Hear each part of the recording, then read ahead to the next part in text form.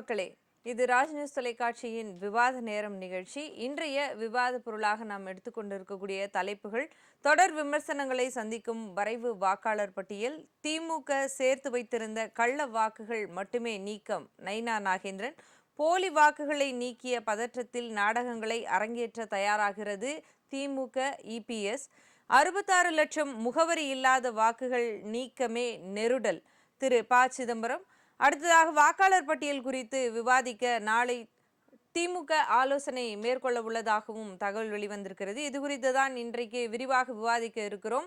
இது குறித்து விவாதிக்க நம்மோடு நமது அரங்கத்தில் இணைந்திருக்கக்கூடிய சிறப்பு விருந்தினர்களை வரவேற்று நிகழ்ச்சியை தொடங்குவோம். முதலாவதாக திமுக ஆதரவாளர் திரு வழக்கறிஞர் சேயோன் அவர்கள். வணக்கம் சார். அடுத்ததாக தமிழ்நாடு காங்கிரஸ் சேவா தளம் மாநில தலைவர் திரு குங்ஃபு விஜயன் அவர்கள். வணக்கம் சார். அடுத்ததாக நமதுரிமை காக்கும் கட்சியை சார்ந்த திரு செங்கை பத்மநாபன் அவர்கள். வணக்கம். அடுத்ததாக இணையம் வாயிலாக நம்மோடு இணைந்திருக்கக்கூடிய அரசியல் விமர்சகர் திரு தூத்துக்குடி செல்வம் அவர்கள். வணக்கம் சார். வணக்கம் சகோதரி. வணக்கம் சார். உங்களிடமிருந்தே என்னுடைய முதல் கேள்வி, இன்றைக்கு கொளத்தூரில் கிட்டத்தட்ட பொய்யாக சேர்க்கப்பட்ட, திமுக ஜெயிப்பதற்காக சேர்க்கப்பட்ட 1 லட்சம் வாக்குகள் நீக்கப்பட்டிருக்கின்றன, அப்படியான தகவல்கள் வெளிவந்து கொண்டிருக்கிறது. இதை நீங்க எப்படி பாக்குறீங்க? தவறான தகவல்மா.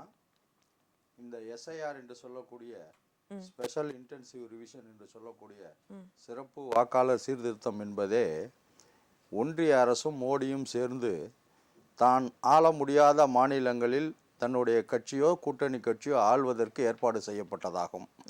2014 மோடி தலைமையிலான பாரதிய ஜனதா கட்சி ஒன்றிய அரசு பதவியேற்ற பிறகு முதலில் அவர்கள் பயன்படுத்தியது சிபிஐயை, மத்திய புலனாய்வுத்துறையை. அதை வச்சு துஷ்பிரயோகம் பண்ணாங்க. அதற்கு உச்சநீதிமன்றம் கண்டனம் வந்த பிறகு மோடி போலீஸ் என்று சொல்லக்கூடிய என்ஃபோர்ஸ்மெண்ட் டைரக்டரேட் என்று சொல்லக்கூடிய அமலாக்கத்துறையை பயன்படுத்தினாங்க. அதற்கும் கவாய் தலைமையிலான உச்சநீதிமன்றம் அமர்வு குட்டு வைத்த பிறகு இப்பொழுது 3ஆவதாக அவர்கள் எதிர்க்கட்சிகளை அடக்குவதற்கும் தன்னுடைய ஆட்சியை கொண்டு வருவதற்கும் பயன்படுத்தக்கூடிய ஆயுதம்தான் எலெக்ஷன் கமிஷன் ஆஃப் இந்தியா என்று சொல்லக்கூடிய இந்திய தேர்தல் ஆணையம்.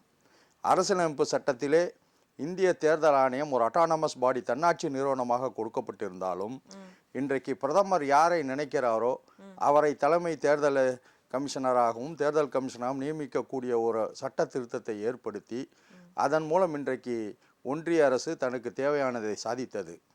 பீகாரிலே முதலாக இந்த எஸ்ஐஆரை கொண்டு வந்த பொழுது நம்முடைய தமிழகத்தினுடைய முதல்வர், திராவிட முன்னேற்ற கழகத்தின் தலைவர் திரு முத்துவேல் கருணாநிதி ஸ்டாலின் அவர்கள் முதலில் இந்தியாவிலே எதிர்ப்பு தெரிவித்தார். இது ஜனநாயகத்தை குழி தோண்டி புதைக்கக்கூடிய செயல். வாக்களிக்க வேண்டியவர்களை நீக்குவதும் வாக்களிக்க முடியாதவர்களை சேர்ப்பதும் தான் எஸ்ஐஆர் என்று முதலிலே கூக்குரலிட்டார். அதனுடைய முடிவுகளை நாம் நன்றாக பீகார் தேர்தல் முடிவுகளை நாம் பார்த்தோம். பீகாரிலே கிட்டத்தட்ட 8% வாக்காளர்கள் நீக்கப்பட்டிருந்தார்கள். அதற்கு பதிலாக ஒரு 7% வாக்காளர்கள் சேர்க்கப்பட்டிருந்தார்கள். வாக்களிக்க வேண்டிய வாக்கு உரிமைக்கு உரியவர்கள் நீக்கப்பட்டிருந்தார்கள். வாக்களிக்க முடியாதவர்கள் எல்லாம் சேர்த்திருந்தார்கள். குறிப்பாக இந்த தேர்தல் ஆணையம் சிறுபான்மையினரை குறிவைத்து தான் இந்த எஸ்ஐஆர் என்பதை கொண்டு வந்தது. தமிழ்நாட்டிலும் தற்போது அந்த திருவிளையாடல் நடந்திருக்கிறது. கிட்டத்தட்ட 6,41,14,587 வாக்காளர்கள் தமிழ்நாட்டில்.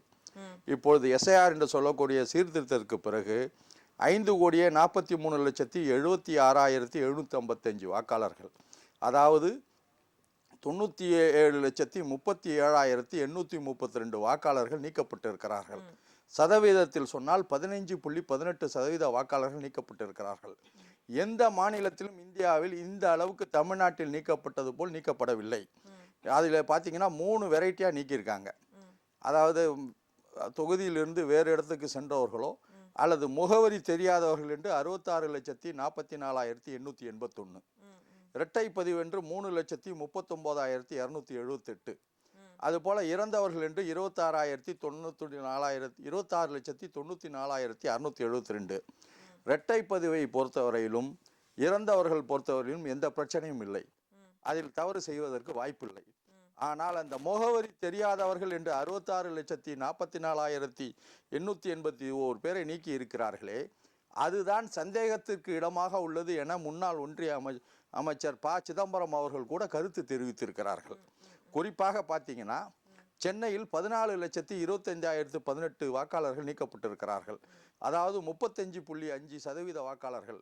அதாவது 3 வாக்காளர்கள் சென்னையில் இருந்தால் 3இல் 1 வாக்காளர் நீக்கப்பட்டிருக்கிறார்.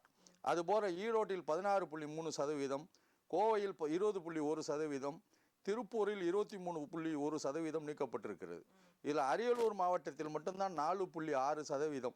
குறைவானது அரியலூர் மாவட்டத்தில் தான். மற்றதெல்லாம் இரட்டை இலக்கத்தில் பர்சன்டேஜ் வருது. இதில் என்ன சந்தேகம் வருது அப்படின்னா, இந்த எஸ்ஐஆர் என்பதே வாக்களிக்க வேண்டியவர்களை நீக்கிவிட்டு வாக்களிக்க முடியாதவர்களை சேர்த்திருக்கிறார்கள். ஆனால் நிச்சயமாக திராவிட முன்னேற்ற கழகம் என்ன செய்யணும்னா, சேர்க்க வேண்டியவர்களை நிச்சயமாக இந்த 1 மாதத்திற்குள் ஃபார்ம் 6 கொடுத்து சேர்ப்போம். சேர்க்க முடியாதவர்களை சேர்த்தால் ஃபார்ம் 7 மூலம் எங்களுடைய எதிர்ப்பை தெரிவிப்போம்.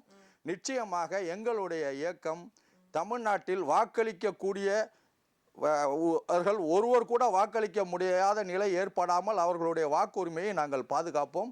இதில் எந்த சந்தேகமும் இல்லை. மோடி வித்தை தமிழ்நாட்டில் செல்லுபடியாகாது. சொல்லிருக்கீங்க. செங்கை பத்மநாபன், நீங்க சொல்லுங்க. இன்றைக்கு மக்கள் தான் ஆட்சியாளர்களை தேர்வு செய்யணும். ஆனா இது போன்ற எஸ்ஐஆர் நடைமுறை என்பது எனக்கு யார் சாதகமாக வாக்களிப்பார்களோ அவர்களை மட்டும் சேர்த்து கொள்ளக்கூடிய ஒரு மறைமுகமானது ஒரு முயற்சி அப்படிங்கிற மாதிரியாக சொல்லப்படுது. உங்கள் தரப்பு பார்வை என்ன இருக்கு? இதை விட ஒரு பித்தலாட்டு பேச்சு உலகத்தில் இருக்க முடியாது. அத்தகைய பித்தலாட்டு பேச்சு. ஒரு வாக்காளர் யாருக்கு வாக்களிக்க போறான்றது அந்த வினாடி அவரே முடிவெடுக்காத காலம்லாம் இருந்திருக்கு. அப்படி இருக்கும்போது இவர்கள் போய் இவங்க சொல்லியிருக்காரு, நம்பர் 1 இந்தியாவிலேயே நாங்க தான் அதிகமா தமிழ்நாட்டில் நீக்கிட்டாங்க. அதுல இருந்து தெரியுது கள்ள ஓட்டு எவ்வளவு சேர்த்து வச்சிருக்காங்க. அவங்களுடைய இதற்கு முன்னதாக நடந்த எஸ்ஐஆர்ல இது போன்ற நீக்கங்கள் செய்யப்படலையா? அப்பயும் நீங்க இது மாதிரியான குற்றச்சாட்டுகள்லாம் எஸ்ஐஆர் வேணும்னு ஆதி காலத்துல இருந்து வேணும்னு சொன்ன கட்சியில எங்களுக்கு ஒரு கட்சி. அதனால தயவு செஞ்சு இது வேணும். ஏன் வேணும்னா 15% அவரே சொல்றாரு. 15% கள்ள வாக்கையும் சிறுபான்மை மக்களை ஒரு 15-20% வச்சுட்டு ஒரு 30-35% ஆரம்ப பெட்டியிலேயே போட்டுட்டு மற்றதை கொஞ்சம் அப்படி இப்படி பண்ணிக்கலான்றதுனாலதான் 4.5 ஆண்டு காலம் உறக்கத்தில் நீண்ட உறக்கம், அமைதி, மௌனம் இருந்துட்டு இந்த 6 மாசம் காலையில ஒரு திட்டம், மத்தியானம் ஒரு திட்டம், சாயந்தரம் ஒரு திட்டம், நைட் ஒரு திட்டம், ஒரே ஒரு பிரச்சனை இருக்கு அவங்களுக்கு. அது புரிஞ்சுக்கணும். அந்த ஆபத்து சொன்ன திட்டத்தையே திருப்பி அறிவிச்சிட போறாங்க, மாட்டிக்க போறாங்க. தயவு செஞ்சு திட்டம் அறிவிக்கிறதுக்கு முன்னாடி கொஞ்சம் தயவு செய்து 1க்கு 2 தடவை பார்த்துட்டு அறிவிக்க. ஏன்னா அந்த மாதிரி பேரளவில் தான் இருக்கு. என்ன சொல்ற கீதா ஜீவன் மேடம் என்ன சொல்றாங்க, மாற்ற கட்சி மாற்றுத்திறனாளிகளுக்கு கூட நாமம் தான். என்னன்னா இடஒதுக்கீடு கேட்டிருக்காங்க, செய்வோம் செய்ய மாட்டோம்னு சொல்லிட்டா முடிஞ்சு போச்சு. என்ன சொல்றாங்க, விரைவில் நிறைவேற்றுவோம். இல்ல 2 மாசம் இருக்கு, 2 அமாவாசை கட்சின்னு சொல்லிட்டு இருக்காங்க எதிர்கட்சிகள்லாம். 2 அமாவாசைக்குள்ள எப்படி விரைவில் டிஎம்கே தான் மாற்றுத்திறனாளிகளுக்கும் கூட உள்ளாட்சி பொறுப்புகள்ல அவங்களுக்கும் வாய்ப்பு கொடுத்து அவங்களுடைய வாழ்க்கை மக்களுக்கான சேவை செய்வதற்கான களத்தையும் உருவாக்கி இருக்கு. அதை எப்ப பண்ணிருக்கணும்? தேர்தலுக்கு முன்னாடி பண்ணி அந்த தேர்தல வாய்ப்பு கொடுத்துருக்கணும். 2 தேர்தல், ஒரு தேர்தல் அப்ப நடந்தது, ஒரு தேர்தல் நீங்க வந்ததுக்கு அப்புறம் நடந்தது. நீங்க செய்யல. இப்ப எல்லா வாக்குறுதியும் கொடுக்குறீங்க. 600 பஸ் விட போறேன்னு சொல்றீங்க, விரைவில்றீங்க. 2 அமாவாசை கட்சி தேர்தல், அதை நீங்க மனசுல ஞாபகம் வச்சுக்கணும். செவிலியருக்கு இவர் மா சுப்பிரமணியம் என்ன சொல்றாரு, வரைவு வாக்காளர் பட்டியல் தற்போது வெளியாகி இருக்கிறது. இந்த வரைவு வாக்காளர் பட்டியலில் பெயர்கள் இல்லாதவர்கள், பெயர்கள் சேர்க்க வேண்டும் என்று நினைக்கக்கூடியவர்கள் voters.ece.gov.in என்ற இணையதளத்தில் சென்று உங்களுடைய பெயர் இருக்கிறதா என்று நீங்கள் பார்த்து கொள்ளலாம். அப்படி இல்லை என்றால் அதில் வழங்கப்பட்டு இருக்கக்கூடிய ஃபார்ம் 6, ஃபார்ம் 7, ஃபார்ம் 8 என்று சொல்லப்படக்கூடிய பெயர் நீக்கம், தவறான பெயர் நீக்கம், பெயர் சேர்த்தல், திருத்தங்கள் உள்ளிட்ட அனைத்து விஷயங்களும் அதில் நீங்கள் செய்து கொள்ளலாம். தவறாமல் அதை செய்யுமாறு கேட்டுக்கொள்கிறோம். சார், கிட்டத்தட்ட 1 கோடி வாக்காளர்கள் நீக்கம் செய்யப்பட்டு இருக்கிறார்கள். இது குறித்து தான் நம்ம பேசிக்கொண்டிருக்கிறோம். இதில் நிறைய குளறுபடிகள் இருக்கு அப்படிங்கிற ஒரு விஷயம் பார்க்க முடியுது. குறிப்பா நாம் தமிழர் கட்சியில சிவகங்கை சேர்ந்த வேட்பாளரா நிறுத்திய ஒரு பெண், அவங்களே இறந்துட்டதாக எஸ்ஐஆர்ல வரைவு வாக்காளர் பட்டியலில் வந்திருக்கு.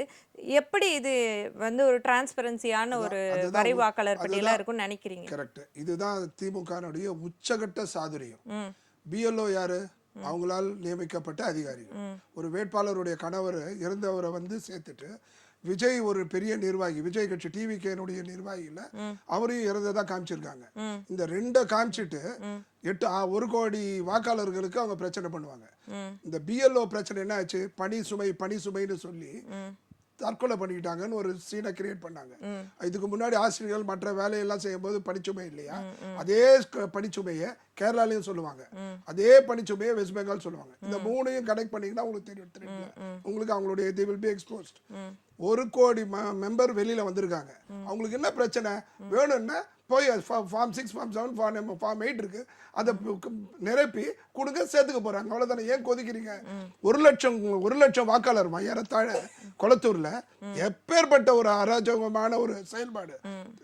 இதுல சேப்பாக்கத்துல 80,000. நீங்க தான் சொன்னீங்க கடைசி நிமிஷத்துல தான் மக்கள் முடிவு பண்றாங்க யாருக்கு வாக்களிக்கணும். இல்ல அப்படி கூட இருக்காங்கன்னு சொல்றேன். அப்படி இருக்கும்போது நீங்க என்ன சொன்னீங்க, நீங்க என்ன உங்க கேள்வியில வச்சீங்கன்னா மக்கள் வந்து வாக்களிக்க எதிர்கட்சிக்கு வாக்களிக்க போறவர்கள இவங்க நீக்கிட்டாங்கன்றதெல்லாம் ஒரு பேச்சு. அதாவது வெளிப்படையாவே சொல்றேன், வட மாநிலத்தவர்கள் நிறைய சேர்ப்பதற்குண்டான இது ஒரு பேக் கேட் வழியா உள்ள வருவதற்குண்டான ஒரு முயற்சியாக தான் பார்க்கப்படுதுன்னு சொல்றாங்க. அதை வச்சுதான் நான் சொல்றேன். இந்த மாதிரி பித்தலாட்டத்தை பண்ணி தான் நம்ம எஸ்ஐஆர் இந்திய அளவுக்கு எதிர்த்தீங்க. இன்னைக்கு 1 கோடி 1 லட்சம் 2 லட்சம் இல்ல, ஒரு தொகுதிக்கு 1 லட்சம் 1.5 லட்சம் போயிருக்கு. இதெல்லாம் வந்து மிகப்பெரிய அதிர்ச்சி. ஏன்னா அதை வாக்காக கொண்டு அதை பயன்படுத்தி வெற்றி பெறலாம் என்ற அந்த கனவு வந்து தகர்க்கப்பட்டிருக்கு. அதனால அவங்க அப்படிதான் புலம்புவாங்க. தயவு செஞ்சு இது வந்து வரவேற்கத்தக்கது, இது வரணும். மக்களிடம் வேண்டுகோள் என்னன்னா, யார் யாரெல்லாம் விடுபட்டிருக்காங்களோ அவர்கள் அனைவரும் போய் சென்று தன்னுடைய அந்த விண்ணப்பத்தை பூர்த்தி செய்து உள்ள வரலாம். அதை பத்தி பெரிய அளவுல பேச வேண்டிய அவசியம் இல்லை. சரி, பேசுவோம். தொடர்ந்து விஜயன் சார் நீங்க சொல்லுங்க. தொடர்ச்சியாக உங்க தலைவர் ராகுல் காந்தி அவர்கள் வந்து இந்த மாதிரி எஸ்ஐஆர் குறித்து நிறைய விஷயங்களை வந்து பகிரங்கமா வந்து காணொலி வாயிலாக நிறைய சொல்லிட்டு வராரு. உங்களுடைய கருத்து என்னவாக இருக்கிறது தமிழ்நாட்டில் 1 கோடி வாக்காளர்கள் நீக்கம் குறித்து? ஆமா, எங்க தலைவர் வந்துட்டு இதை வந்துட்டு விடாப்படியா வந்துட்டு பல நாட்களாக பல மாதமாக சொல்லிட்டு தான் இருக்காரு. அது இன்னைக்கு தமிழ்நாட்டில் நிறைவேறப்பட்டிருக்கிறது. ஆணித்தனமாக வந்துட்டு இன்னைக்கு பிஜேபி வந்துட்டு அதை தமிழ்நாட்டில் நிறைவு செஞ்சுருக்கிறாங்க. நாங்கள் அப்படிதான், ஏன்னா அந்த ஜனங்களுக்கு கொஞ்சம் கன்ஃபியூஷன் இருந்தது, எப்படி இதை பண்ண முடியும் அப்படின்னு. இல்லை நாங்கள் அப்படி தான் பண்ணுவோம் அப்படின்னு சொல்லிட்டு இன்னைக்கு வந்து 1 கோடி எங்கேயாவது வந்து ஒரு விஷயத்த ஒரு லாஜிக்காக ஃபஸ்ட்டு வேணும். ஏதாவது 1 கோடியினுடைய வாக்கு வந்து தப்பா இருக்குமா? இவங்க சொல்ற மாதிரி 26 லட்சம் செத்ததாவே இருக்கட்டும், அதுல கூட எங்களுக்கு நம்பிக்கை இல்லை. அது கூட நம்பிக்கை இல்லை. அது இல்லாம ஆகாச புழு என்னன்னா 67 லட்சம் பேர் வந்துட்டு நீங்க வந்துட்டு முகவரி இல்லைன்னு சொன்னா எங்கேயோ அப்ப அது வேலை உனக்கு என்னது? நான் என்ன கேட்கிறேன்னா, உனக்கு இது பேரு special intensive revision of electoral தான் இது பேரு. ஸ்பெஷல்னு ஏன் சொல்றாங்க? வீடு விட செக் பண்ணு. உங்க வேலை என்ன செய்யற விட்டுட்டு நீ ஈஸியா சொல்லிட்டு போயிடுவா 67 லட்சம் இல்ல முகவரி தப்புன்னு சொன்னாங்க, அது ஏத்துக்கணுமா? யாருகிட்ட சொல்றீங்க? அப்ப திமுக மேல போடுவீங்களா நீங்க? திமுக தான் எங்கேயாவது சொல்ற பொய் கூட சொல்லுங்கம்மா, நான் வேண்டான்னு சொல்ல. பொய் பேசுறதுதான் பிஜேபியினுடைய வேலை, நாங்க ஒத்துக்கிறோம். நாங்க மறுக்கவே இல்லை, 1% கூட மறுக்கல. ஆனா அது கூட லாஜிக்கா பேசணும்ல. ஒரு 5 லட்சம் 10 லட்சம் ஒரு நியாயமா பேசுங்க. எல்லாத்துக்கும் ஒரு நியாயமான பொய் இருக்கணும். அதுதான் சொல்றேன். இது என்னன்னா சிம்பிள் எங்களோட லாஜிக்னா எல்லாத்தையுமே வந்து நண்பர் சொல்லிட்டு காங்கிரஸ் காலத்துல செய்யப்பட்ட எஸ்ஐஆர்ல இது போன்ற விஷயங்கள்லாம் நடந்ததா? அதுல நீங்க என்னெல்லாம் ஃபேஸ் பண்ணீங்க? அதுல எந்த அளவுக்கு நேர்முகம்? அதாம்மா காங்கிரஸ் காலேஜ்ல பேசினதுலாம் எங்கேயாவது வந்து இது மாதிரி நடக்குதுன்னா யாராவது பேசிக்கிட்டாங்களா? என்னன்னா அதுக்கு அர்த்தம் என்னன்னா அந்த அளவுக்கு ஜெனூனா நடந்தது.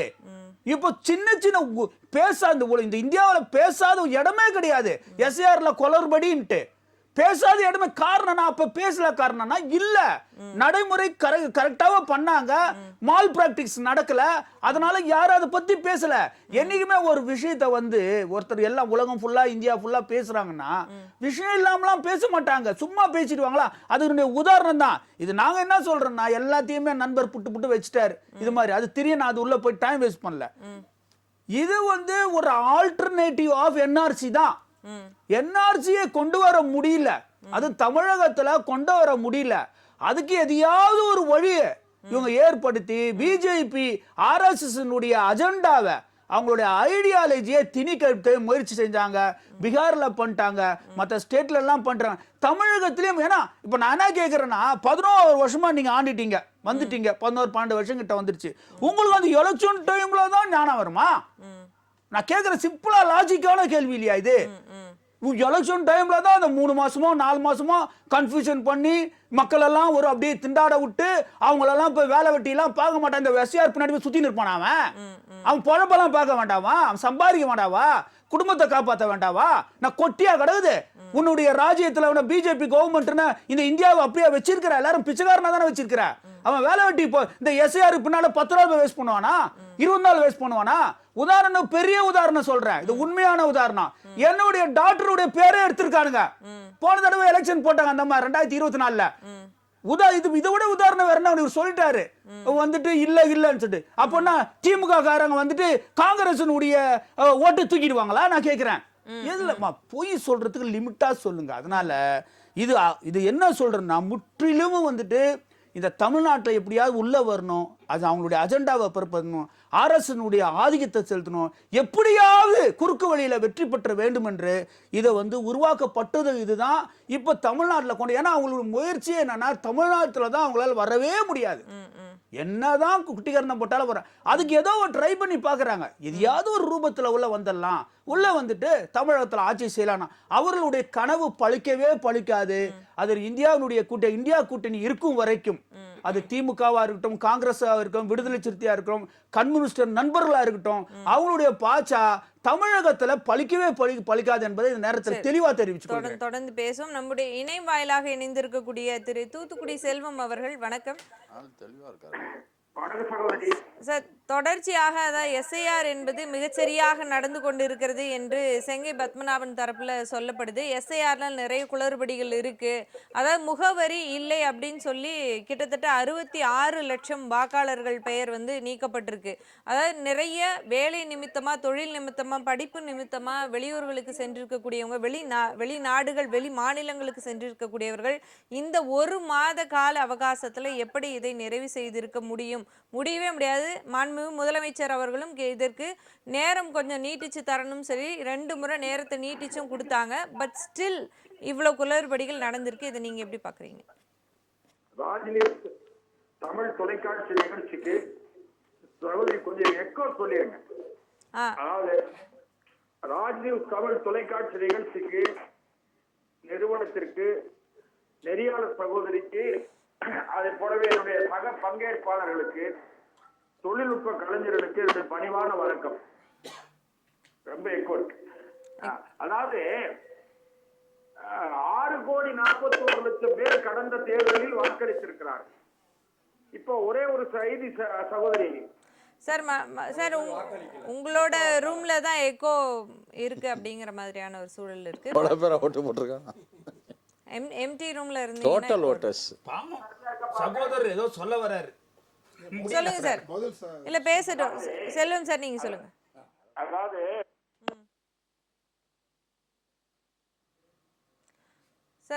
சார் உங்களுடைய வாய்ஸ் கேட்கல.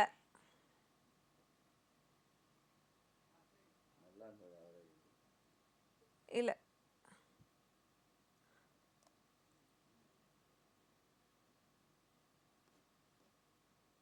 இல்லை சார், உங்களுடைய வாய்ஸ் கேட்கல. நம்ம தொடர்ந்து பேசுவோம், அது குறித்து பேசுவோம்.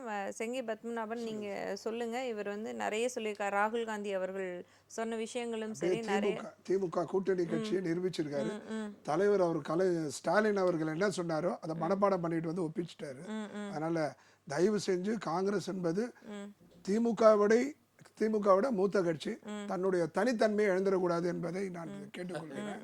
ஏன் சொல்றேன், அவங்க காலத்துல செய்யப்பட்ட எஸ்ஐஆருக்கும் இதுக்குமே நிறைய ஒரு வித்தியாசம். அந்த காலத்துல விமர்சனம் இருந்தது, விமர்சனம் இல்லாம இல்ல. 2002ல பண்ணும்போது அப்பயும் விமர்சனம் இருந்தது. எதிர்கட்சிகள்லாம் புலம்புனாங்க. இப்ப எப்படி மற்றவங்க எல்லாம் புலம்புறாங்களோ அதே மாதிரி அந்த சமயத்தில் புலம்புனாங்க. தப்பு பண்ணவனுக்கு தான் பிரச்சனை. அதனால இவங்க தப்பு பண்ணி அந்த ஆதாயத்தை பெற முடியாதனால இவங்களுக்கு அந்த அளவுக்கு பிரச்சனை. கால் ஊன்ற முடியாதுன்னு சொல்லிட்டு இருக்காரு. கேரளாலேயே மாநகராட்சி பிடிச்சிட்டாங்க. அது மாதிரி கால் ஊன்றதுக்கெல்லாம் ஒன்றும் இல்லை. அதே மாதிரி தமிழ்நாட்டையும் பெரிய சுனாமி வரப்போகுது. அதிமுக, பிஜேபி, மோடி, அமித்ஷான்ற பேர் அலை வரப்போகுது, பேரிடம் வரப்போகுது. இந்த இனிமே உங்களுடைய பித்தலாட்டம் பலிக்காது. எதற்கு எடுத்தாலும் ஒன்றும் பிரச்சனை இல்லை. எதற்கு எடுத்தாலும் மடைமாற்றம் அரசியலை நிப்பாட்டிட்டு இவங்க ஏன் போங்குறாங்கன்னா ஏதாவது ஒரு காரணம் இவங்களுக்கு வேணும். திருப்பரங்குன்றத்தை பிடிச்சிக்கிட்டாங்க, 10 நிமிஷம் தீபம் ஏற்ற விட்டு என்னன்னு ஏற்கனவே நார்மலா இருந்த விஷயத்த நீங்க தான் தேவையில்லாம ஊதி ஊதி ஏமா கள்ள ஓட்டு போடுறதுக்கு 1 கோடி பேர் அனுமதிக்க சொல்றீங்களா? இப்போ விலாசம் இப்ப நீங்க ஒரு நீங்க ஒரு பாஸ்போர்ட் அப்ளை பண்றீங்க, உங்க அட்ரஸ் தப்பா கொடுத்தேன்னா கொடுத்துருவோமா? என்னோட அன்பு சகோதரர் தன்னுடைய மகளுடைய பேர் எடுத்துட்டாரு. தயவு செஞ்சு ஒரு விண்ணப்பம், இந்த வாட்டி ஃபார்ம் 6 ஃபார்ம் 7 ஃபார்ம் 8ல வாங்கி ஸ்பெல்லிங் மிஸ்டேக் இல்லாம டேட் ஆஃப் பர்த் மிஸ்டேக் இல்லாம டோர் நம்பர் தப்பு இல்லாம எழுத சொல்லுங்க. அதெல்லாம் நாங்க அதை எழுதிட்டா நாங்க அத உதாரணத்துக்கு தான் உதாரணத்தை தான் நானும் சொல்றேன். எந்த அளவுக்கு எடுத்துர்க்காங்கன்னு இத காஞ்சி உதாரணத்தை தான் இத காஞ்சி இது திமுக வந்து செய்யுமா? இத காஞ்சி இத பிஎல்ஓ யாருங்க? பிஎல்ஓ வந்து திமுகனுடைய அரசு தாங்க வந்து உட்காருது. தயவு செஞ்சு இல்ல பேசும் இது குறித்து பேசும் இணையமாயிலாக இருக்கக்கூடிய திரு செல்வம் அவர்கள். சகோதரி கேக்குது. ராஜ் நியூஸ் தொலைக்காட்சி நிறுவனத்திற்கு, நெறியாளர் சகோதரிக்கு, என்னுடைய சக பங்கேற்பாளர்களுக்கு, அதே போலவே தொழில்நுட்ப கலைஞர்களுக்கு பணிவான வணக்கம். தயவு செய்து என்னுடைய நண்பர்கள்ட்ட ஒரு வேண்டுகோள், குறுக்கீடு எடுக்காம பாத்துக்கிடுங்க. நிச்சயமா. அதாவது ஏறக்குறைய 1 கோடி வாக்காளர்கள் வந்து தவறாக பதிவு செய்யப்பட்டவர்கள் நீக்கப்பட்டிருக்காங்க. இன்னொன்னு, நீங்க கூட இப்ப சொன்னீங்க ஒரு வெப்சைட் அட்ரஸ் எல்லாம் சொன்னீங்க. எலெக்ஷன் கமிஷனுடைய வெப்சைட் அட்ரஸ் கொடுத்தீங்க, இணையதள முகவரி கொடுத்தீங்க. இன்னைக்கு எல்லாருக்கும் எல்லா விஷயமும் தெரியும். இன்னொன்னு, அண்ணன் செங்க பத்மநாபன் சொன்ன மாதிரி பிஎல்ஓ இருக்காங்க, அது போக பிஎல்ஏ இருக்காங்க பாருங்க, பூத் லெவல் ஏஜென்ட்ஸ் இருக்காங்கல்ல. ஆமா. அந்த ஒரு பூத்துக்கு 30 ஏஜென்ட் வச்சிருக்கிறது யாருன்னு கேட்டீங்கன்னா திமுக தான். ஒவ்வொரு வாக்குச்சாவடிக்கும் 30 முகவர்கள் வச்சிருக்காங்க. ஒருவேளை குறுக்கீடுக்கு மன்னிக்கணும், பிஎல்ஏ திமுக தரப்பு பிஎல்ஏக்களை தவிர வேறு எந்த கட்சிகளும் களத்தில் இறங்கி மக்களுக்கு இந்த எஸ்ஐஆர் ஃபில் பண்ணுவதற்கு ஹெல்ப் பண்ணல அப்படிங்கிற ஒரு உண்மையும் நீங்க வந்து புரிஞ்சுக்கணும் இந்த இடத்துல. இல்ல தங்கச்சி, இல்ல சகோதரி, தப்பா சொல்றீங்க. அப்படியே நீங்க உங்க இல்ல, மற்ற கட்சிகள் எத்தனை கட்சிகள் உள்ள வந்து இதுல களத்துல இறங்கி வேலை செய்ததுன்னு நீங்க சொல்றீங்க? இல்ல அதிமுக எங்க ஊர்ல இல்ல சகோதரி, நீங்க சொல்றத வாதத்துக்காகவே ஒத்துக்கொள்றேன். அப்போ பிஎல்ஏஸ் வந்து ஏதாவது அப்ஜெக்ஷன் பண்ணாங்களா? அத பிஎல்ஏஸ், அதாவது திமுகவை சார்ந்த வாக்குச்சாவடி முகவர்கள் ஏதாவது ஆட்சேபனை செய்திருக்கிறார்களா? இந்த வந்து இன்னொன்னு, ஏற்கனவே இருந்த வாக்காளர் நீக்கப்பட்டிருந்தால் கொதிச்சு போயிருவாங்க. பிஎல்ஓஸ் எல்லாம் சட்டை பிடிச்சு இழுத்துருவாங்க. மக்கள் பழைய மாதிரி கிடையாது. மக்கள் வந்து மிகப்பெரிய அளவில் விழிப்புணர்ச்சி இருக்கு. நான் இன்னும் கூட என்ன சொல்றேன் கேட்டீங்கன்னா, திமுகவிற்கு மிகப்பெரிய அச்சம் ஏன் ஏற்பட்டிருக்குன்னு சொன்னா, உண்மையான வாக்காளர்கள், நான் என்ன நினைக்கிறேன், ஜனநாயகம் என்கிற கோவிலை கட்டுவதற்கு பயன்படக்கூடிய மிகப்பெரிய ஆயுதம் எதுன்னா வாக்குச்சீட்டு. அந்த வாக்குச்சீட்டு உண்மையான வாக்காளர்கள் விடுபடக்கூடாது, போலியான வாக்குகள் பதிவாக கூடாது. இதுதான் சிம்பிள் தியரி. அந்த போலியான வாக்காளர்களை அடையாளம் கண்டு நீக்குவதற்காகத்தான் எஸ்ஐஆர், அதாவது ஸ்பெஷல் இன்டென்சிவ் ரிவிஷன் வந்து தீவிரமான வாக்காளர் வாக்காளர் திருத்தப்பட்டியல். அப்ப நான் என்ன சொல்றேன்னு கேட்டா, இதுல என்ன கஷ்டம் இருக்கு? போலியான வாக்காளர்களை சேர்த்திருந்தாலோ அல்லது உண்மையான வாக்காளர்கள் நீக்கி இருந்தாலோ இதுவரை திமுக ஒரு வாக்காளரை நீக்கி இருக்காங்க. இந்த திமுகவை சார்ந்தவர், இவர் இஸ்லாமிய சமூகத்தை சார்ந்தவர், இவர் கிறிஸ்தவ சமூகத்தை சார்ந்தவர், இப்படி ஏதாவது சொல்லியிருக்காங்களா? கிடையாது. இவங்களுக்கு என்னன்னு கேட்டீங்கன்னா, சிறுபான்மை சிறுபான்மை சிறுபான்மை பெரும்பான்மை, சாரி பெரும்பான்மை சிறுபான்மை எல்லாம் கிடையாது. இங்க தமிழ்நாட்டுல அனைவரும் அண்ணன் தம்பி, அனைவரும் ஒரு தாய் பிள்ளைகள். அதனால வந்து இவங்களுடைய இந்த கம்பி கட்டுற கதை இருக்கு பாருங்க, கட்டுக்கதைகள், கட்டுக்கதைகள் உருவாக்குற புனைக்கதைகள் எல்லாம் எடுபடாது. ஓகே, நான் என்ன சொல்றேன்னா, விஜயன் அவர் சொல்றாரு, இந்த ஒரு எலெக்ஷனை ஒட்டி எதுக்கு இவ்வளவு நெருக்கடியில ஒரு விஷயத்தை நடத்தணும், இதனால் நிறைய பிஎல்ஓக்கள் ஒரு சில இடங்கள்ல தற்கொலை செய்து கொண்ட நிகழ்வுகளையும் பார்க்க முடியுது, இவ்வளவு நாள் என்ன தூங்கிட்டு இருந்ததா சென்ட்ரல் கவர்மெண்ட் அப்படிங்கிற ஒரு கேள்வி முன்வைக்கிறாரு. ஏமா டிஜிபி தற்கொலை பண்ணிருக்காங்க, டிஐஜி தற்கொலை பண்ணிருக்காங்க, திமுக அரசுல டிஐஜி தற்கொலை பண்ணிருக்காரு. அதான் டெப்டி இன்ஸ்பெக்டர் ஜெனரல் ஆஃப் போலீஸே தற்கொலை பண்ணிருக்காரு. சார் தற்கொலை நீங்க பேசுங்க சார் நீங்க. சார் சம்பந்தமா பேசுங்க. நீங்க உங்களுக்கு மிஸ்டர் சம்பந்தம்னு பேர் வைக்கலாம்னு இருக்கேன். அது போலீஸ் உடைய இதுல பண்ணிக்கலாம், கான்ட்ரோவர்சில பண்ணிக்கலாம், இப்ப தேவையில்லை. எஸ்ஐஆரை பத்தி பேசுங்க. நான் ஒண்ணு அவசியம் கொஞ்சம் பொறுமையா இருக்கு சார். இல்ல பொறுமையா தான் இருக்கும். எஸ்ஐஆரை பத்தி பேசுங்கன்னு சொல்றோம். சார் நீங்க அமைதியா இருங்க. சிலபஸ்க்குள்ள வாங்க சார். உங்களுக்கு அவுட் ஆஃப் சிலபஸ் போடுங்க. ஒரு நிமிடம் அமைதியா இருங்க, பேசுவோம். நீங்க சொல்லுங்க. சிலபஸ்க்குள்ள பேசினாருன்னா நம்ம டிஸ்டர்ப் பண்ணல. அவுட் ஆஃப் சிலபஸ் போனா டிஸ்டர்ப் பண்ணுவோம். இல்ல நான் கேக்குறேன், நீங்க கொஞ்சம் அமைதியா இருங்க. நீங்க உண்மையான வாக்காளர் யாராவது நீக்கப்பட்டிருந்தால் இன்னும் முறையீடு செய்வதற்கு 1 மாச கால அவகாசம் இருக்கு. நல்லா கவனிச்சுக்கிடுங்க. ஜனவரி மாசம் 18ஆம் தேதி வரை இருக்கு. இந்த 18ஆம் தேதிக்கு பிறகு நீங்க வந்து இந்த தலைப்புல வந்து என்னுடைய வாக்கை பதிவுல இருந்து நீக்கிட்டாங்க அல்லது போலியாக 4 வாக்காளர்களை சேர்த்துட்டாங்கன்னு சொல்லி நீங்க அன்னைக்கு ஆதாரத்தோடு பேசணும். இது கற்பனையான வாதங்களை செய்து திமுக அவர்களுக்கு ஏற்பட போகிற தோல்வியில் இருந்து தப்பிப்பதற்காக அந்த தோல்வி ஏற்பட்ட பிறகு ஒரு நியாயம் கற்பிக்கணும்ல. இந்த காரணத்தினாலதான் தோத்து போயிடுச்சுன்னு சொல்லி நான் என்ன சொல்றேன், திமுக ஆட்சி அதிகாரத்தில் இருக்கு தமிழ்நாட்டுல. திமுகவினுடைய கட்டமைப்பு வலுவான கட்டமைப்பு என்பதை நான் ஒத்துக்கொள்கிறேன். திமுக பூத்துல உள்ள வாக்குச்சாவடி அளவில் அவர்கள் கட்டமைப்பு உருவாக்கி வைத்திருக்கிறார்கள். அப்போ அவங்க இதுல ஏதாவது தவறு நடந்திருந்தால் அவங்க இதுவரைக்கும் விடுவாங்களா? இதுவரைக்கும் தேர்தல் ஆணையத்தை இல்ல சார், இப்போ வரைவு வாக்காளர் பட்டியலுக்கு அப்புறம் இந்த ஃபார்ம் 6, 7, 8ன்னு சொல்லப்படுது இல்லையா, இப்போ டிஜிட்டலி ஃபில் பண்ணி கொடுங்க அப்படின்றது, அதை நீங்க ஆரம்பத்திலே டிஜிட்டலி கூட பண்ணியிருக்கலாமே. எதுக்கு இவ்வளோ 1 மாத காலத்துல வந்து வீடு வீடா போய் பண்ண விஷயங்கள் அப்ப இப்ப சரியில்லையா? அப்ப டிஜிட்டலி வர்றது எப்படி நீங்க சரி பாப்பீங்க? ஏதாவது விடுபட்டிருந்தால் ஒன் மோர் சான்ஸ் தானே, ஒன் மோர் ஆப்ஷன் தானே. உண்மையான வாக்காளர்கள் சேர்க்கப்பட வேண்டும்ங்கிறது தானே இந்த இடத்துல விஷயமா இருக்குது. இதுல எப்படி இறப்பு இல்ல இடம் மாறி போயிட்டாங்க இல்ல பேர் தப்பா இருக்குன்றத டிஜிட்டலி இப்ப நான் கூட ஃபில் பண்ணலாம். எனக்கு இருக்கிற ஆவணங்கள் வச்சு ஆவணங்களை தயார் செய்து கூட என்னால ஃபில் பண்ணிட முடியும். இதை எப்படி சரியான வாக்காளர்கள் கண்டறிய முடியும்?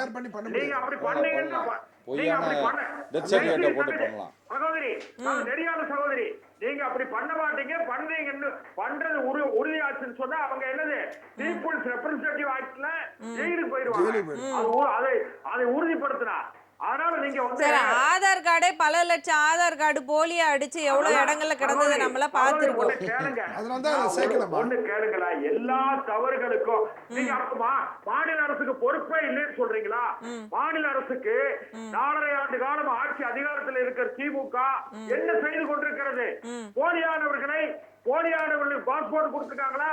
போலியானவர்களுக்கு ஆதார் கார்டு கொடுத்துருக்காங்களா?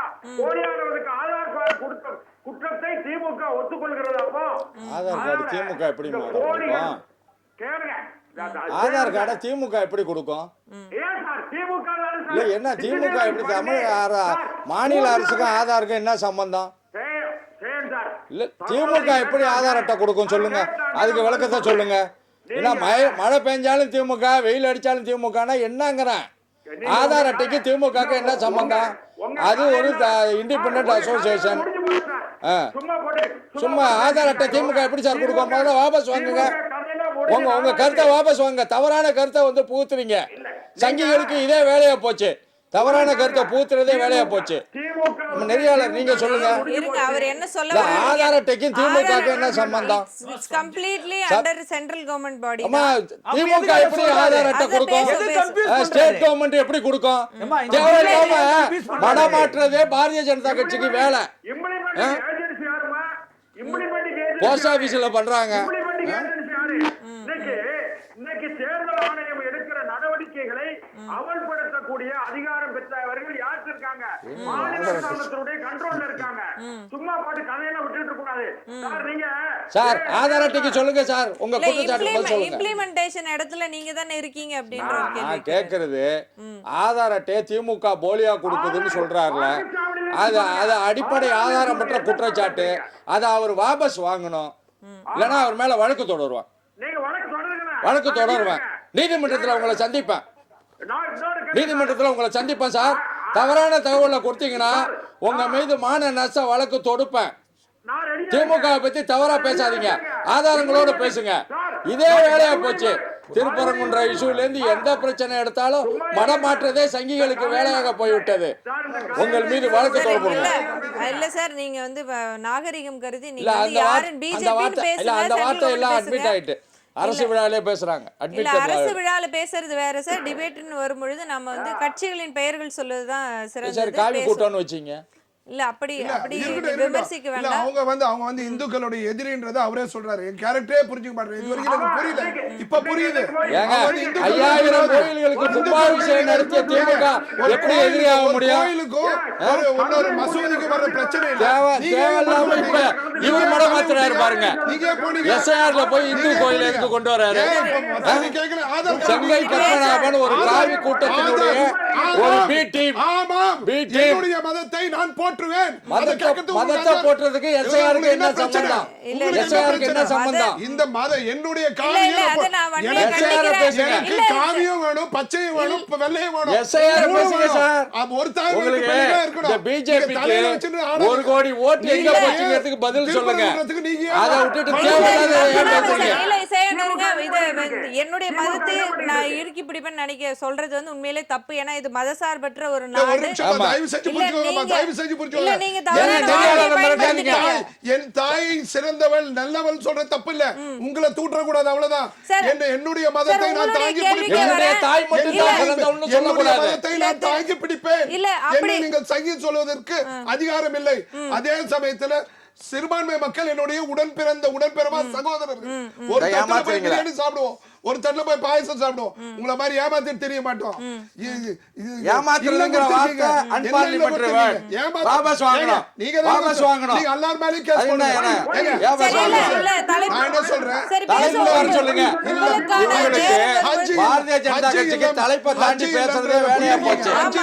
நீங்க ராமர் கோயில் கொடுக்கும்போது இவங்க ஹஜ் இல்லம் கொடுக்கறது ஒரு புனித பயனுக்கு போறதுக்கு கொடுக்கணும். அது எப்ப கொடுக்குறீங்க? 2 அமாவாசைக்கு முன்னாடி கொடுக்குறீங்க. அது முன்னாடியே கொடுத்துக்கலாம். அமாவாசை பேசுறீங்க 2 மாசம் சொல்லுங்க. ஏன் அதுலயே ஏன் மதத்தை கூத்துறீங்க? நான் ஏன் சொல்றேன்னா, நீங்க சங்கீத் சொல்றது வந்து காவியை தூக்கி பிடிக்க கூடாதுன்னு சொல்லாதீங்க. என் மதத்தை நான் காவியை தூக்கி பிடிங்க. அதே நேரத்தில் சிறுபான்மையினர் நசுக்காதீங்க. அவற்றே சகோதரர்கள் தான். சிறுபான்மையை நசுக்காத. எல்லாரும் ஒண்ணா போட்டு மதசார்பற்ற நாடு. அது எல்லாரும் வாழணும், எல்லாரும் வணங்கணும். இல்ல உங்களுடைய மதத்தை தூக்கி பிடிப்பேன் அப்படின்னு சொல்லக்கூடிய சொல்றீங்க அப்படின்னா அதுவே தவறு. மதவாதின்னு ஒத்துக்கிறீங்களா? மதவாதி தான். என் மதத்தை பிடிக்கும் என்பதனால மதவாதி இல்ல. தூக்கி பிடிப்பேன்னா என்ன அர்த்தம்? சொல்றாரு ஜவஹர்லா சொல்றாரு, ஓர் இஸ்லாமிய மக்கள் ஓரணியில் நிற்க வேண்டும் சொல்றாரு. அவர் மதவாதியா? அப்போ அந்த மதவாத சக்தி வச்சிருக்கீங்களா? எலெக்ஷன் படி, இசிஐ படி, எலெக்ஷன் கமிஷன் ஆஃப் ஓரணியில் ஒன்றுபட்டு நிற்போங்கிறது வேற, ஒற்றுமையா இருப்போங்கிறது வேற, தூக்கி பிடிக்கிறது வேற. சிறுபான்மையினர் ஓரணியில் நிற்கணும் சொல்றாரு. தலைப்பை தாண்டி போதுமா? தலைப்பு கொண்டு வர சொல்லுங்க. நீங்க தலைப்பு ஒரு சும்மாரு சார். இது அரசு after it's politics. It is everything in the same part. You speak about SIR. Why you are deviating from the topic? It is that every time when BJP when they deviate from the topic. SIR நால எங்களுக்கு நன்மை. அதனால நாங்க அத பத்தி பேச வேண்டிய அவசியம் இல்ல. உங்களுக்கு பாதிப்பு, உங்களுக்கு முடிஞ்சு போச்சு உங்க கதை. அதனால புலம்பிக்கிட்டு இருக்கீங்க. அது பார்க்கலாம் சார். செல்வம் நீங்க சொல்லுங்க. ஏதோ சொல்லிட்டு இருந்தீங்க உங்களுடைய கருத்து. அதாவது இவங்களுக்கு குறை சொல்லுவதற்கு வேற வேலையே வழியும் கிடையாது, எந்த வாய்ப்பும் இல்ல. அதனால இப்ப எஸ்ஐஆர் பிடிச்சுக்கிட்டு இருக்காங்க. நான் என்ன சொல்றேன், ஒரு யோக்கியமான அரசு அமைவதற்கு உண்மையான வாக்காளர்கள் வாக்களிக்க வேண்டும் என்று சொன்னாங்க. அவரு யோக்கியமான அரசு அவரு இணையமாயில பேசுறாரு. கொஞ்சம் யாரும் இடைமறிக்காம இருங்க. மக்கள் தீர்ப்பே மகேசன் தீர்ப்பு. இவர் என்ன சொல்றாரு? பீகாருடைய தேர்தல் உங்களுக்கான நேரம் கொடுக்கும்போது பேசுங்க திரு பத்மநாபன் சார். நடுவுல என்ன பூதி இவர் சொல்றாரு? இல்ல அத ரெண்டு பேருமே தான் சொல்றேன். பீகார் தேர்தல் ஜனநாயக படுகொலை படுகொலைன்னு சொல்றாரு. படுகொலை ஜெயிச்சு வந்திருக்க ஒரு ஆட்சி படுகொலை. நீங்க எப்படி சொல்றீங்க? நான் பிஜேபி கொல்லைப்புறமாக ஒன்றிய பாரதிய ஜனதா கட்சி நிதிஷ்குமார் பீகார்ல ஆட்சியை பிடிச்சாங்க. நேர்மையாக அங்க தேர்தல் நடைபெறவில்லை. சரி பேசுவோம் தொடர்ந்து பேசுவோம். செல்லும் நீங்க சொல்லுங்க. அதாவது உண்மைக்கு மாறான தகவலை சொல்லிக்கொண்டு திமுக ஒரு பொய்யை கட்டமைத்து விட்டு இதுல எஸ்ஐஆர் மூலமாக ஏதோ பெரிய தவறு நடந்ததை போல ஒரு சித்தரிப்பை ஏற்படுத்தி வரக்கூடிய தோல்விக்கு இப்பொழுதே காரணம் தேடுகிறார்கள். என்ன பொறுத்த வரைக்கும் நான் என்ன சொல்றேன், திமுக தலைவர் மரியாதைக்குரிய மாண்புமிகு முதலமைச்சர் மு க ஸ்டாலின் அவர்கள் ஒரு ஜனநாயகத்தை பாதுகாக்க வேண்டும் என்று விரும்பினால் அவர் என்ன சொல்லணும்? நீங்க உண்மையான வாக்காளர்கள் விடுபட்டு விடக்கூடாது, போலியான வாக்காளர்கள் சேர்க்கப்பட்டு விடக்கூடாது. அப்படி ஒரு நேர்மையான சீர்திருத்த வாக்காளர் சீர்திருத்த பட்டியலை தயார் செய்யுங்கள், வாக்காளர் திருத்த பட்டியலை தயார் செய்யுங்கள் சொன்னா நான் முதலமைச்சருடைய அவருடைய கருத்தை வரவேற்க தயாரா இருக்கேன். அதே நேரத்துல தேவையில்லாம இதுக்கு சிறுபான்மை பெரும்பான்மை என்கிற முடிச்சு போட்டு மக்களிடத்தில் பிரிவினை ஏற்படுத்துகிற குற்றத்தை செய்வது திமுக. திமுக மக்களிடத்தில் ஜாதி மதத்தின் பேரால் பிரிவினை ஏற்படுத்தி இவனுக்கான வாழ்க்கையை ஓட்டிட்டாங்க. இனிமேல் நடக்காது. சரி பேசுவோம். சேயம் நீங்க சொல்லுங்க. இந்த வரைவு வாக்காளர் பட்டியல் வெளிவந்ததுக்கு அப்புறமா திமுக வந்து ஒரு ஆலோசனை மேற்கொள்ள உள்ளதாக தகவல் வெளியாகி இருக்கிறது. இது திராவிட முன்னேற்ற கழகம் பதறுகிறதா அப்படிங்கிற ஒரு பதறலமா? ஒரு விஷயம், ஒரு சம்பவம் நடக்குதுங்கக்குள்ள அது சரியாக நடத்தப்பட்டிருக்கதா, அதில் ஏதாவது தவறு இருக்குதான்னு ஆலோசனை செய்யறது திமுகவோட வழக்கம். ஏன்னா திமுக என்பது ஒரு ஜனநாயக கட்சி. எங்களுடைய தலைவர் தமிழக முதலமைச்சர் என்ன சொல்லியிருக்காருன்னா, வாக்களிக்க வேண்டிய ஒரு நபர் கூட விடுபடக்கூடாது. அதுல திமுகவினர் நீங்க வந்து ரொம்ப காஷியஸா இருந்து சேர்க்கணும். இதுல அவங்க விடுபட்டு இருந்தாங்கன்னா கூட ஃபார்ம் 6 கொடுத்து இந்த ஒரு மாதத்துல சேர்க்கணும்னு எங்களுக்கு உத்தரவிட்டிருக்கிறார். திமுகவை பொறுத்தவரை என்னன்னா, ஜனநாயகப்படி வாக்களிக்க வேண்டிய நபர்கள் விடுபடக்கூடாது. அதே போல் வாக்களிக்க முடியாத வடநாட்டவர்கள் தேவையில்லாமல் இங்கே புகுத்தக்கூடாது. இது ரெண்டுலையும் நாங்கள் காஷியஸாக இருக்கோம். நிச்சயமா அதுல நாங்க வந்து வெற்றி பெறுவோம். இவங்க நினைக்கிற மாதிரிலாம் வந்து இந்த 1 கோடி நிற்கிறதுனால திமுக போச்சுங்கிறதெல்லாம் தவறான செய்தி. எது நடந்தாலும் தமிழகத்தில் மக்கள் எங்களோடு இருக்கிறார்கள், வலுவான கூட்டணி இருக்கிறது, எங்களுடைய திட்டங்கள் எல்லோர் வீட்டுக்கும் சென்று அடைந்திருக்கிறது. எதிர்கட்சிக்காரர்கள் கூட எங்களை பாராட்டுகிறார்கள். அவர்கள் வீட்டில் கூட ஒரு பெனிஃபிஷியரி ஒரு வீட்டில் இருக்கார். அந்த அளவுக்கு திராவிட மாடல் ஆட்சியினுடைய திட்டங்கள் சென்று அடைஞ்சிருக்கு. 11 வருஷம் மோடி மாரி நாங்க ஏமாத்தல. 5 லட்சம் ரூபாய் அக்கௌண்ட்ல போடுறேன்னு இணையத்துல பேசுறீங்க, பேச விட மாட்டேன். இணையத்துல பேசுறீங்க, நான் பேசக்குள்ள குறுக்கிட்டீங்கன்னா பேச விட மாட்டேன். ஒரு 15 லட்சம் போடுறேன்னு சொல்லி 2014 ஆட்சியை பிடிச்ச மோடி எங்க முடிஞ்ச உடனே என்னன்னு கேட்டதுக்கு அது எலெக்ஷன் ஜிமிக்குங்கிறாரு அமித்ஷா. அந்த மாதிரி திமுக இல்ல. என்ன திட்டங்கள் சொன்னமோ சொன்னது மட்டுமல்ல, சொல்லாததையும் செய்து கொண்டிருக்கக்கூடிய ஆட்சி தான் திராவிட மாடல் ஆட்சி. இன்னைக்கு எல்லோரும் சந்தோஷமாக இருக்கிறார்கள். எல்லோருக்கும் எல்லாம் சென்று அடைந்திருக்கிறது. எல்லோருக்கும் எல்லோருமான ஆட்சியாக இது நடந்து கொண்டிருக்கிறது. மீண்டும் எஸ்ஐஆர் 100 எஸ்ஐஆர் தமிழ்நாட்டில் நடந்தாலும் மீண்டும் திரு முத்துவேல் கருணாநிதி ஸ்டாலின் அவர்கள் 2வது முறையாக முதலமைச்சர் ஆவதும் திமுக 7வது முறையாக ஆட்சி அமைப்பதையும் எந்த கொம்பனாலும் எந்த பாசிச சக்தியாலும் தடுக்க முடியாது. ஓகே, இது வாழ்த்துக்கள், உங்களுக்கு வாழ்த்துக்கள். ஆனா எஸ்ஐஆர் வந்து தவறா பேசாதீங்க. இல்ல பேசுறது திரு விஜயன் நீங்க சொல்லுங்க. இப்ப இவரு செல்வம் சார் கூட சொன்னாரு, இந்த மாதிரி பிரிவினைவாத ஆட்சி நடத்துவது உங்கள் தரப்புல தான் நடக்குது, எங்கள் தரப்புல வந்து ரொம்ப சரியா தான் நடத்திட்டு இருக்கோம், எஸ்ஐஆர் எல்லா வகையிலும் சரியா போயிட்டு இருக்குங்கிறாரு. உண்மையில் காங்கிரஸ் கட்சி திராவிட முன்னேற்ற கழகமும் அப்படித்தான் செயல்பட்டு கொண்டு இருக்கிறதா? சிறுபான்மையினர்களை மட்டும் சேர்த்துக்கொள்ள முயற்சி செய்கிறதா? இல்ல, அது எப்பவுமே வந்துட்டு செல்வம் சார்கிட்ட ஒரு பெரிய ஸ்பெஷாலிட்டி என்னன்னா, நிறைய ஜோக் அடிப்பார். பிரிவினைவாதத்துக்கே வந்துட்டு உடன் பிறந்தவங்களே பிஜேபி RSS தான். அவர் கேட்கணும், நீங்க அமைதியா கேட்டு இருந்தேன். அதே வந்துட்டு திமுகவும் காங்கிரஸ் எங்கேயாவது யாராவது ஏத்துப்பாங்களா? ஃபர்ஸ்ட் ரொம்ப புத்திசாலித்தனமா பேசுறது முதல் நிறுத்திக்க சொல்லுங்க. பிரிவினைவாதம் யார் பண்ண? மத பிரிவினைவாதம் யார் பண்றா? மத பிரிவினை நீங்க சொல்லுங்க. நீங்க தான் பண்றீங்க, எங்களுக்கு சம்பந்தமே இல்லையே. ஏன் சிறுபான்மை? சரி, உங்க லாஜிக்கே வர சிறுபான்மை ஏன் திமுகவையும் காங்கிரஸையும் விரும்புறாங்க? ஏன்னா வந்து அவங்களுக்கு பாதுகாப்பு பிரிவினை கிடையாது. பேசிக்கமா பிரிவினைக்கு அங்க இடமே கிடையாது. அதனாலதான் விரும்புற. உங்களையும் விரும்பல. நீங்க மதர் சார்பா. அதுக்குதான் இப்ப 2 பேருக்கும் வாக்குவாதம் வந்தது. இவர் ஒன்று சொன்னார், அவர் சொன்னார். அது என்ன பாஷையில பேசணும்? உங்களுக்கு பேரு சஃபரன் பார்ட்டிஸ் தானே, எதுக்கு கோவப்பட்டீங்க? சார், நான் தப்பு இல்ல. முடிச்சிடுறேன். தயவு செஞ்சு ஏங்க. இந்த பித்தலாட்ட 75 ஏங்க, ஏமாத்துறதை நிறுத்துங்க. அண்ணா பத்ராம் சார், இருங்க, ஒரு நிமிஷம் இருங்க. சிறுபான்மை மக்களை தலையில வச்சு கொண்டாடுறதும் தப்பு. ஏங்க. அவங்கள இந்துக்களை தூக்கி தலையில இருங்க, போடுறது இல்ல, தப்பு. சிம்பிளா ஒரே கேள்விதான் ஏங்க, திரு இருமா. விஜயன், நீங்க சொல்லுங்க.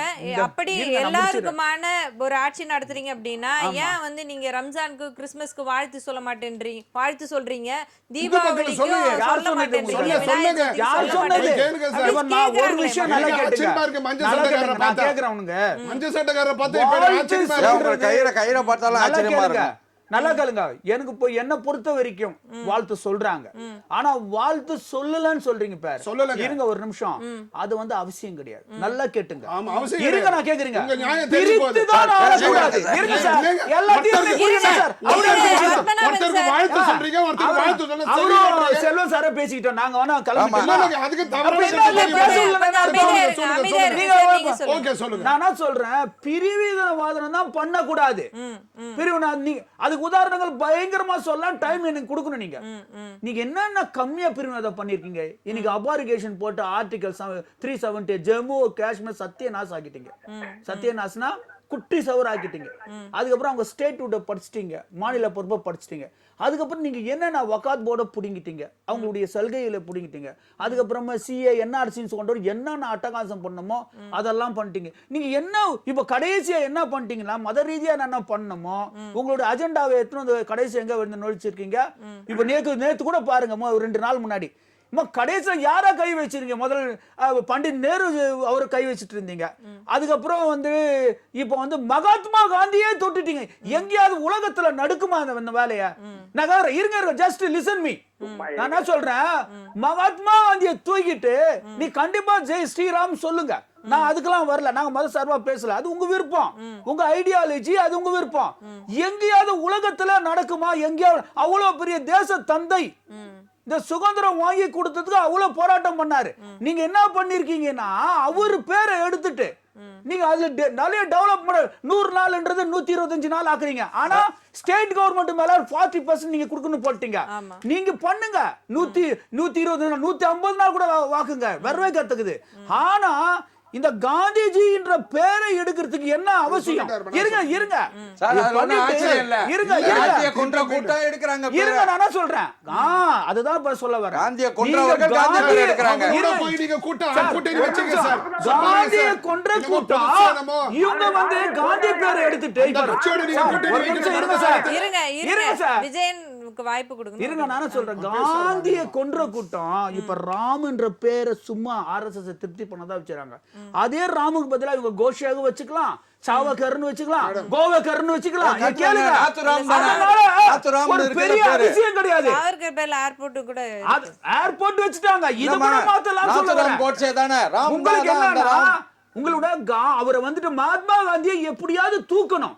அது மாதிரி இது எஸ்ஆர்லாம் ஒரு சின்ன விஷயம். அவங்களுக்கு இவ்வளவு பெரிய விஷயத்தை தேச தந்தையே, தேச தந்தை. இருங்க ஒரு நிமிஷம் இருங்க, நீங்க எவ்வளவு பேசுறீங்க, நான் பேசுறது கேளுங்க. அதுக்கப்புறம் நீங்க என்ன சொல்லிட்டீங்கன்னா இது மாதிரி வந்து சரி பேசுவோம். இந்த 100 நாள் வேலை திட்டத்தை பத்தி இவங்களுடைய மடைமாற்றம், இவங்க பண்ற அவலத்துக்கு மடைமாற்றம். அவங்க காந்தி பேரை எடுத்தது சார் மன்னிக்கணும். இப்ப சிஎம் வந்து பேச போறாரு லைவ்ல. சோ தட் நம்ம வந்து விவாத நேர நிகழ்ச்சியில வந்து இத்தோடு முடித்துக் கொள்ள வேண்டிய ஒரு சூழல் இருக்கிறது. நிகழ்ச்சிக்கு வந்து பங்கு பெற்று உங்களது மேலான கருத்துக்களை பகிர்ந்து கொண்டமைக்கு மிக்க நன்றி. நன்றி சார், நன்றி சார். மக்களை மீண்டும் விவாத நேரம் நிகழ்ச்சியில் சந்திக்கலாம். நன்றி, வணக்கம்.